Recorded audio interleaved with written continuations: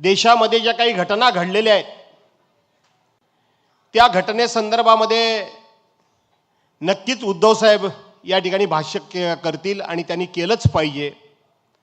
कारण शेवटी उद्धव साहेबांचं भाषण, उद्धव साहेबांचं भाष्य आणि सामना पेपरमध्ये राऊत साहेबांनी लिहिलेले अग्रलेख याच्यावर देशामधल्या विविध चॅनलवर त्या ठिकाणी चर्चा होतात।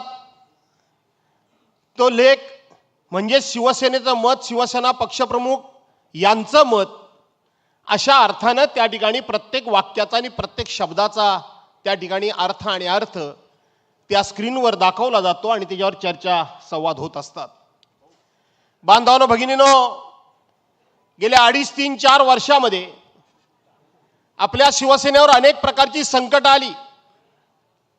35 वर्ष ज्यांच्याबरोबर मैत्री झाली, ज्यांचा महाराष्ट्रामध्ये नामोल्लेख सुद्धा नव्हता, लवलेख सुद्धा नव्हता, ते शिवसेनेच्या करंगळीला धरून केवळ महाराष्ट्राचे राज्यकर्ते झाले नाहीत तर देशाचे राज्यकर्ते झाले। देशाचे राज्यकर्ते झाल्यानंतर ज्या मित्रामुळं, ज्यांच्या विचारांमुळं, ज्यांनी पहिल्यांदा या देशामध्ये हिंदुत्वाची भूमिका मांडली, त्या शिवसेनेमुळं आज आपण देशाच्या तख्तावर बसलेलो आहोत, देशाच्या गादीवर बसलेलो आहोत। याचं भान न ठेवता कैलासवासी हिंदुहृदय सम्राट शिवसेना प्रमुख माननीय बाळासाहेब ठाकरे यांच्या निधनानंतर हीच खऱ्या अर्थानं शिवसेना संपवण्याची वेळ आहे, अशा प्रकारचा दुष्ट हेतू मित्रांनी म्हणजेच भारतीय जनता पार्टीने ठेवला।